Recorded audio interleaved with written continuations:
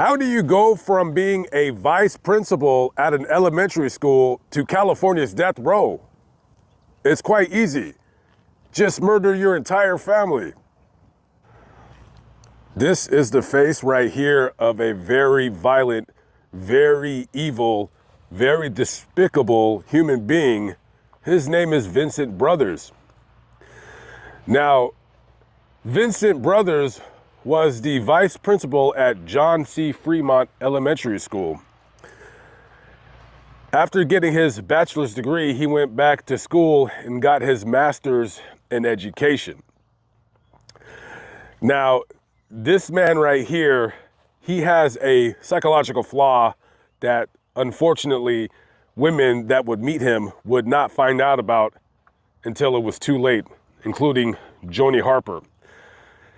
So Vincent Brothers and Joni Harper, they had been married since 2000. Now at this time, they had been married for only about a year when Joni decides to file for paperwork to annul the marriage.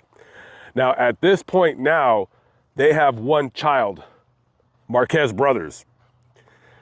They weren't married at the time that Marquez was born, and if you look at the divorce paperwork or the paperwork for annulment, Vincent's gonna say on his side of things, we just don't get along. I guess you can call it irreconcilable differences. Joni, on the other hand, she's gonna say that this guy is a lying dirtbag. Now, maybe not in those words, but she's gonna put down the word fraud, fraudster. This guy's a liar. This guy's a cheat. And one of the things that she didn't know about before marrying him is that, well, Vincent had been married 2 other times before, and both of his marriages ended pretty much the same way. Women see him for who he really is, a diabolical, violent sociopath, and they quickly drop him like third period French. Another reason why Vincent had ultimately 3 failed marriages is that he couldn't keep it in his pants. He was a serial philanderer. He would go around with different mistresses, and I believe women, they have that woman's intuition. They know when a guy's creeping and cheating and all of that. Me personally, if you like to gallivant around town, if you like women in that way, I'm not sure why you have any business thinking that you want to start a family and still think you can keep that dark secret behind closed doors or whatever. So other than him being a serial cheater and his anger issues and him almost like being like a Dr. Jekyll and Mr. Hyde, Joni, for some unknown reason, loved Vincent, and maybe apparently she was one of those women that felt that she could change him, that he just needed a good, God-fearing woman in his life and everything would be a-okay. So they would go on to have 2 more children, Lindsay and Marshall, and they would get remarried in 2003. Now, they were living together in this house right here. Now, also living in the house was Ernestine. That was Joni's mom. And Ernestine and Vincent did not get along. And Vincent would not be living in that home very long before he finally just went ahead and moved out. He probably wanted to move out anyway, so he could have a place to go when he brought his other girlfriends. And having a baby, a brand new baby, for only 6 weeks, and you're not even at the births of any of your children, kind of tells you that this might not be the man that you thought he would be. It's time to cut the strings, if you will. So Joni at the time was going into the process of filing for divorce. I think about this time now, she's about had it with him, and she's through. And she's gonna file for divorce. And of course, when it comes to divorce and you separate a family, the responsibility of the man when it comes to child support is gonna come through. And now having 3 children, 4, 2, and 6 weeks, you're basically gonna be paying child support for at least 18 years. Now on July 6th of 2003, Joni goes with her children to church, and this is the first time now that congregation members get to meet 6-week-old Marshall brothers. So as she was going to church with her children, Vincent, about 4 days previous, had taken a flight out to Columbus, Ohio to visit his brother and other family members. So she goes to church. After services are over, she goes along with her mother and her friend Kelly Spann. They go out to Black Angus, right? And so the plan is on that day is they're gonna leave church, go out for lunch, and then they're gonna return to church later on for evening services. So when the evening came, Joni didn't show up. Now, this was not like Joni to not show up for the evening services, but you have 3 young kids. They're all under the age of 5. Maybe that could somehow make a woman tired. You know what I mean? So Kelly said, okay, maybe she just overslept, or maybe they just decided not to come. Whatever the case might be. So the next day passed, and Kelly calls her friend, and she doesn't answer the phone. She calls her again. She doesn't answer the phone. This is not like Joni not to be picking up the phone, and now she's getting worried. She's probably thinking that her friend might be sick or what have you. So early, around 6:30 a.m., Kelly Spann leaves her home and she drives over to 901 3rd Street in Bakersfield because she's gonna go see if everything is okay. Now, she has a key to the residence, so when she goes to the door, she knocks. Nobody answers. She puts the key into the keyhole, and when she goes to open the door, there's some kind of an obstruction in the door, so she's not able to open it. Okay, now she's getting a little bit worried. So she goes around to the side of the house, and there's a sliding glass door.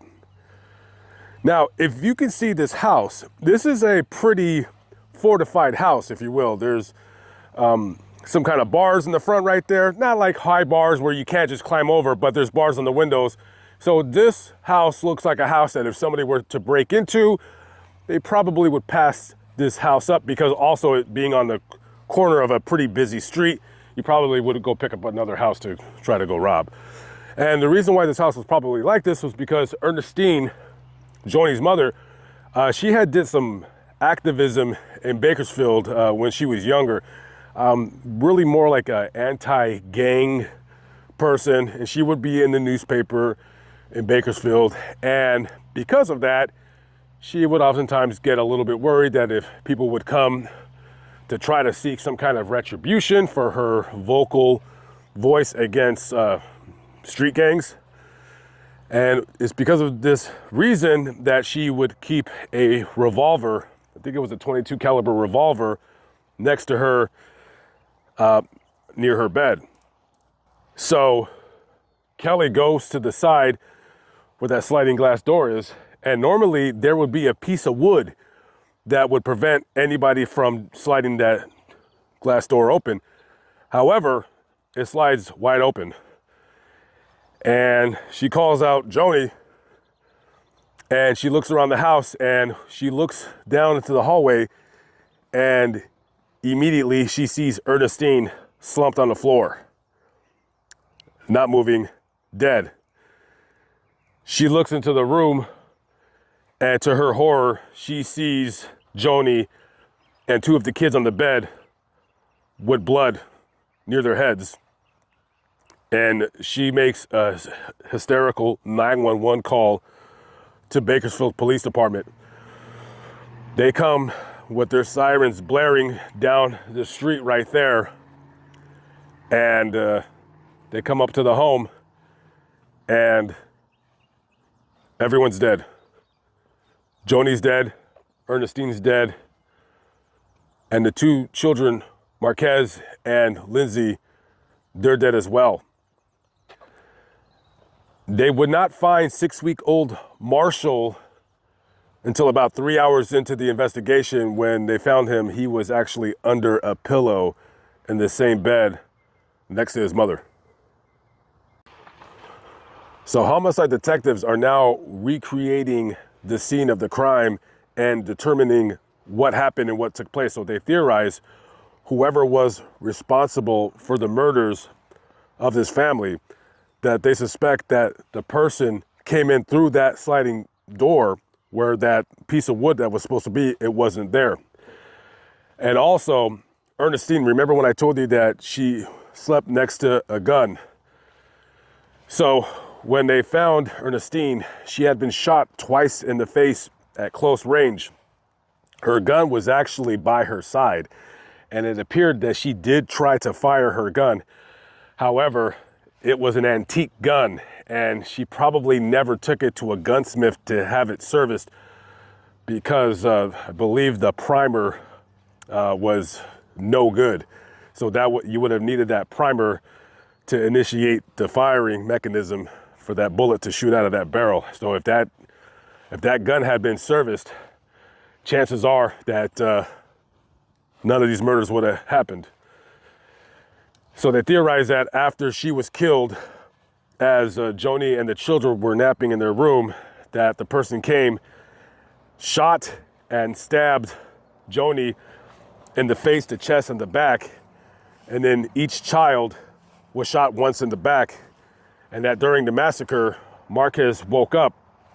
He had actually been shot twice, I think in the left or the right side of the face. And that they said that he was, when they found him, because he was found with his eyes open, and when he woke up, he was in such fear as what was going on that he actually bit his fingers down to the bone.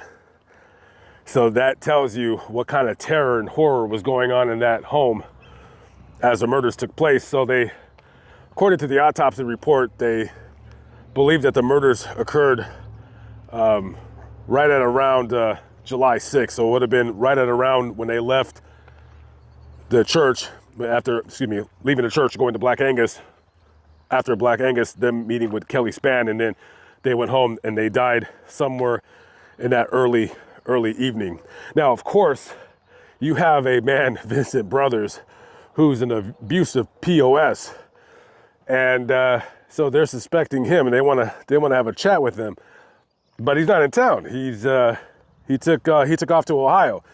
So eventually they would find him in North Carolina, and immediately they took him into custody and they questioned him on his whereabouts, because now detectives here in Bakersfield, they're going around the church, they're talking to friends, neighbors, family members.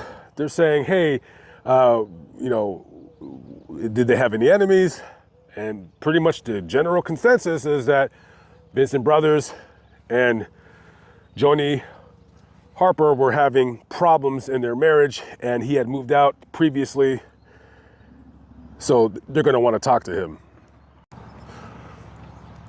Now, Vincent Brothers was just as shocked and upset at hearing about his family being brutally murdered as any other man hearing that same news. Now, he didn't end up going to the memorial service, strangely enough, for his wife, his stepmother, and his 3 kids, but he did go to the funeral service, which was held here at this cemetery. So he would not be arrested for this crime for about 9 months, because it's going to take about that long for homicide investigators to hone in on him. And when they start gathering their evidence against him, now, one of the pieces of evidence that kind of almost sealed his fate. Well, there's a couple, but mainly it was this one. So when he was in Columbus, he had rented this car right here is a blue Dodge Neon. Now, at the time he rented it, it was pretty new. It didn't have many miles on it. So he rented that car, I believe around, I want to say it was July 3rd. So he returned that car about July 7th, somewhere around that time. So in those 4 days that he had the car rented, he put 5,400 miles, 5,424 miles to be exact. But so that's a lot of miles to be driving in 4 days around the Columbus area. I mean, normally, you would put 200 miles, not 5,400. And 5,400 miles, that's about the distance going from Columbus, driving out to Bakersfield, turning around and coming back, and then driving down to North Carolina, which is where he was found. That's about 5,400 miles right there. Now, the previous people that rented the car, because like I said, this car was pretty new, that car had not been anywhere west of Michigan. So the investigators had an entomologist, like people who study bugs. They had them take apart the radiator to check the bugs. I don't know whose idea was this. It was genius.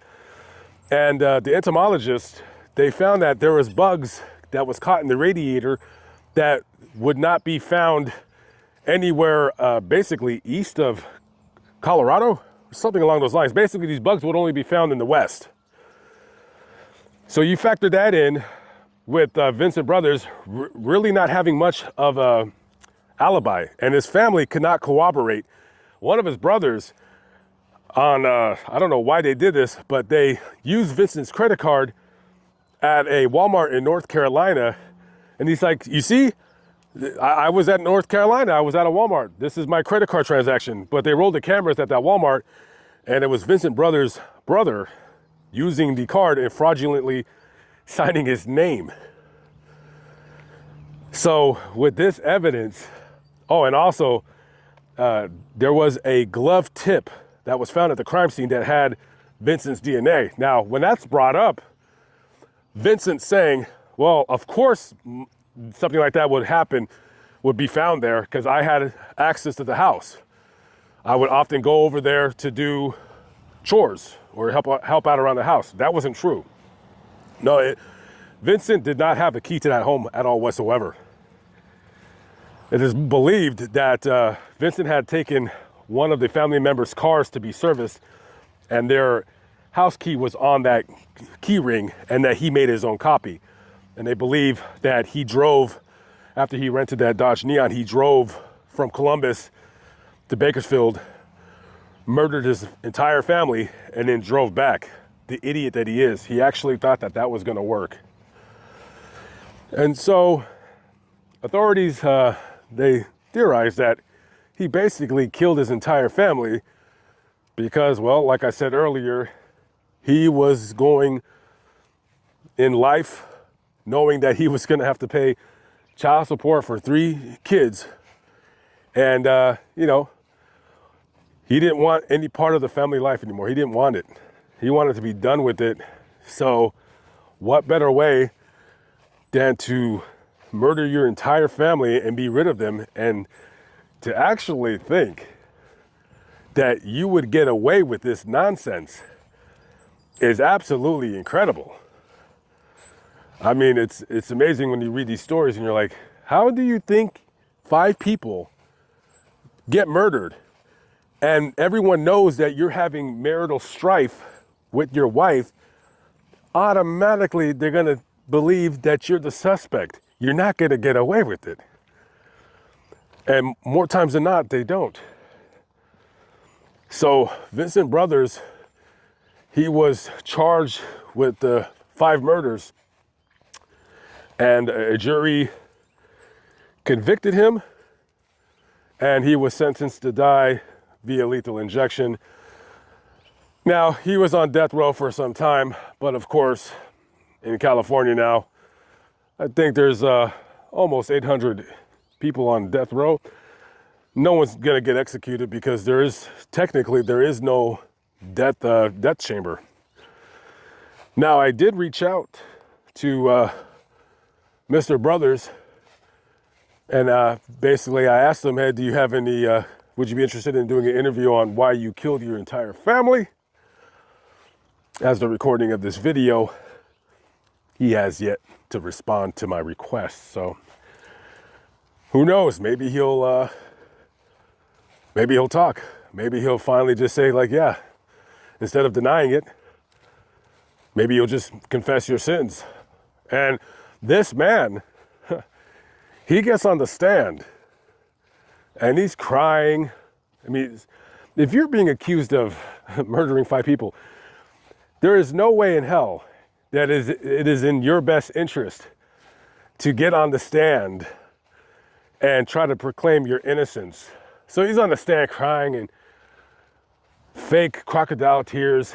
He wasn't crying for his wife and 3 kids and stepmother that were brutally murdered.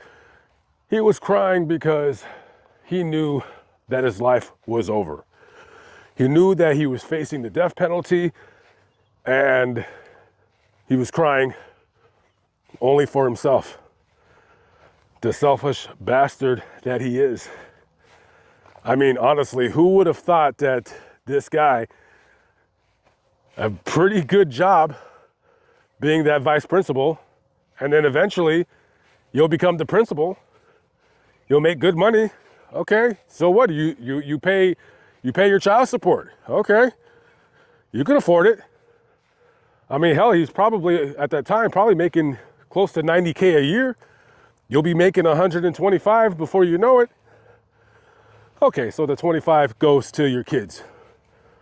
You still have $100,000 to play with. Absolutely incredible.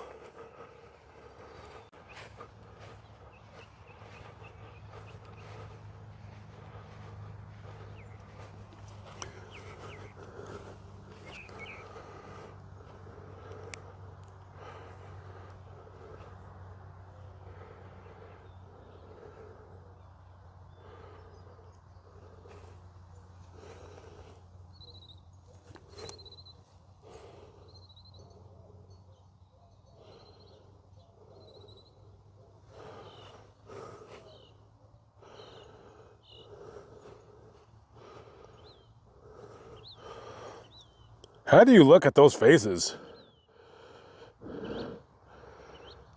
How do you look at those faces and shoot them?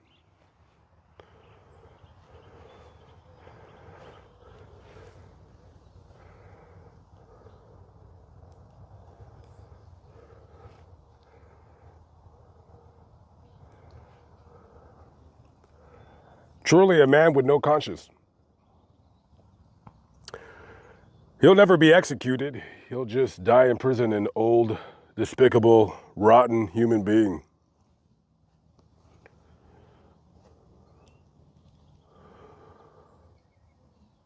May they rest in God's care. All right, guys, I'm out of here. One story down, many more to go. I will see you on the next video. Peace out.